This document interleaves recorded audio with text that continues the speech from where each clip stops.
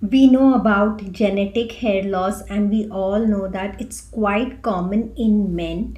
We see many boys in teenage start seeing hair thinning, and we all know somebody who's lost hair very young, and we know that this is hereditary or familial or genetic. But I just want you to be aware that this genetic hair loss is common in women too. We will understand a lot more about genetic hair loss in the next 15 minutes, and this genetic hair loss is totally different in the reason why the hair loss happens, so we need to be treating it differently. Now, understanding genetic hair loss, let's understand the variable names it is known by. Some call it the male pattern baldness. In females, of course, it's known as a female pattern baldness, lesser heard of, but it exists. Some call it as an androgenetic alopecia. Androgen is the name given to the male hormone, the testosterone, and some call it as a hereditary hair thinning or hereditary baldness. What exactly is this? It is not a disease, it's a disorder, which means it is the way the body behaves, and it is the response of, like, as we grow, the body, the genetics of the body behave in a particular way, the hormones of every individual behave in a particular way, and also everybody ages very differently. Like I had also given an example where I said that when you start putting on weight, somebody may put on weight on the tummy, somebody on the hips, somebody on the thighs. So that's the way the body puts on weight. Similarly, there is a way a person ages. For some, a double chin develops far too easily. For some, it is the under eye area that starts aging first. Similarly, the way your hair ages. Yes, we all face hair aging. We all know that because none of us have same hair in the 20s and 30s and 40s. So how the hair ages is unique to everybody, and that is one of the reasons this happens.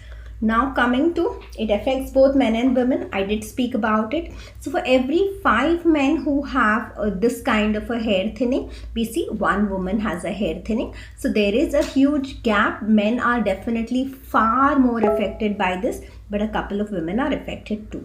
Now coming to men, let us understand how it manifests in men. So in men, we know that the temple area and the hairline area. So if you look at a person, the person looks like they have a very broad forehead, but since there is a receding hairline, it is quite visible that the hairline is going backward, and we see this very commonly with a lot of men. There is loss of hair at the temple and the hair going behind. Also the crown area, the crown is an area where a person may wear a crown or a person may wear a cap. So the area outside the cap in these men is not really affected. It's the same high hair that they had before, but in that particular area we start seeing that there is significant loss of volume or loss of density. There is thinning in that area.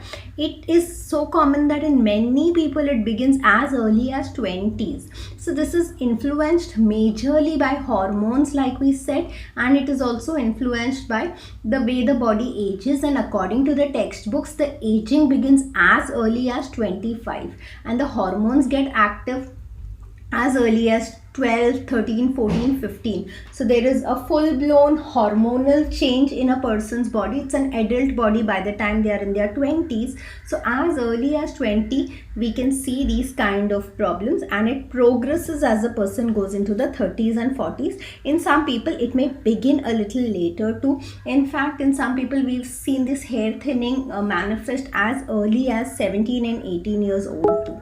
Now coming to women, so this same female pattern hair loss in women manifests differently. So in a woman's body, we do not see temple thinning so much. In fact, we see, of course, the crown area is affected in both men and women, but in men there is a clear receding seen. The temple area gets very visible.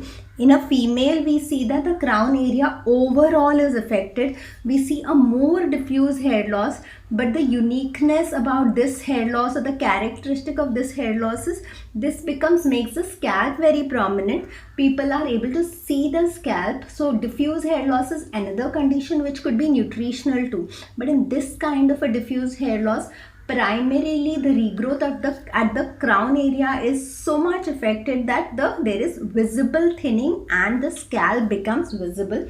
For some, it doesn't affect them throughout their reproductive age, and around the perimenopausal time, when there is dramatic change in the hormones, we see that a lot of females come to us with, of course, a lot of hair loss. But what really worries them is this hair loss is not growing back like it used to grow back before, and if not intervened at the right time, they start seeing a lot of empty patches or a lot of thinning in the crown area. So what needs to be understood here is, yes, it is inherited. Some people say that, but when we talk to a lot of guys, those guys say, but my father has very good hair, my grandfather has very good hair. So it is not necessary that the boy gets it from the father or the grandfather only. It can equally be from the maternal side. Of course, if the boy has it, the mom may or may not have it. It could be like the mom's brother or the mom's father. So the genes of this come either from the mother's side or the father's side. So whether you are a boy or a girl, you can get your genes from either of the sides. And around 80% people, when we have this conversation with them, 80% people are able to say that yes, they can identify there are people in their family who do have hair loss. But 20% of people say that no, everybody in the family has dense hair, even in their 50s and 60s. So 20%, there are exceptions to every rule. So we see that too. But then if you see these typical characteristics, I will be explaining a few more of them as we go ahead. It will indicate to you that there is a genetic component in the hair loss. Now it is also accompanied by excess facial or body hair. So we did say that this is about a hormone. I want to keep it very simple for you, but this hormone is a male hormone known as testosterone. So there is excess of the hormone testosterone. There is a lot of free testosterone in the blood. The testosterone metabolism is affected in some way, and because of having excess testosterone in the blood, these people may have other symptoms of masculinity. Like generally we see that people who do not have hair on the head have a lot of body hair, have a very good beard and a mustache. So typically it is seen in men that they don't have hair on the head, but they have more than normal hair on the body and the face. And similarly, even in female pattern baldness, we see that when people start their hair thinning and hair starts getting scanty, sometimes they do complain that the facial hair in the upper lip or the side locks or the chin is getting a little more visible. We have females with that kind of a thinning who also complain of having body hair. So we can kind of correlate that this is because of testosterone excess. So it's generally accompanied with a lot of hair on the body and receding hairline.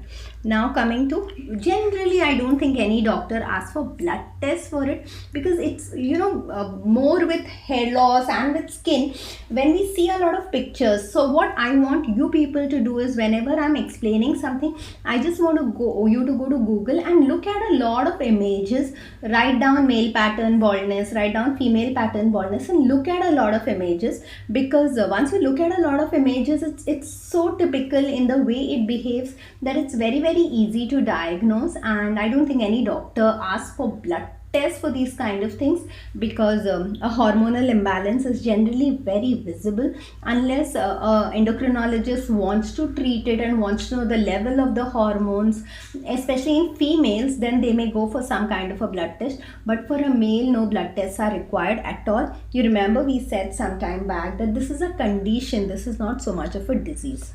And now what we need to know, 3 things. So after having spoken a couple of things, if you have to just remember 3 things about a genetic hair loss that are characteristic, it is that the hair loss in these people is moderate. They do not complain of excessive or too much of hair loss, but the regrowth of lost hair is severely compromised. So maybe somebody with a dandruff may complain of, in fact, sudden dandruff, the person may complain of excessive hair loss, but then there is no visible thinning. So the regrowth of that person is not so compromised, because it's just the dandruff that is irritating and causing the hair loss. Otherwise, the person is healthy and can regrow back the hair. But in people with a genetic hair loss, they say that I don't see so many hair falling, or they are primary concern. They are not those kind of people who get that bunch of hair in a plastic ki theli and they say that look at how much hair I lose every time I wash my hair.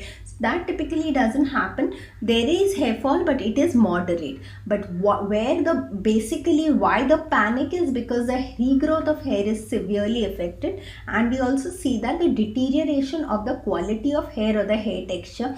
The hair that grow back are of a much poor quality, much poor hydration. The elasticity is lacking. So when we look at a person who's losing hair, even in a picture or even when we see the person one to one, we know that if we look at the area, the normal hair, how will we know the normal hair? The normal hair is a hair which will be outside a cap when we make the person wear the cap. So when we look at the hair outside the cap, it's of a much more hydrated, much denser and a better quality to look at, to touch also, as compared to the hair in the crown area. The hair in the crown area gets more frizzy, more brittle.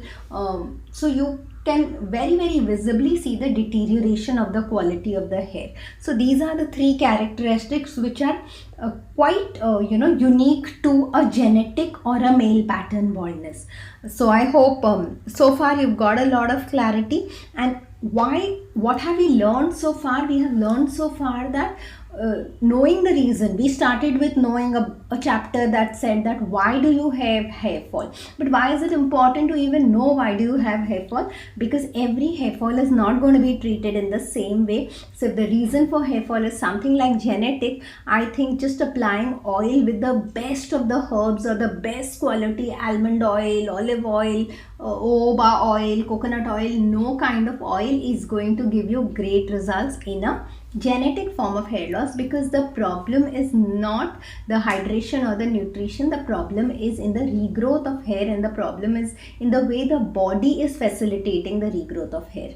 So next you will know how to treat genetic hair loss, but I think this has been very clear. Before you go ahead, I would like you to take 2 minutes and have a look at some pictures of genetic hair loss and then make it even more clear, because visual impression is going to help you remember for life.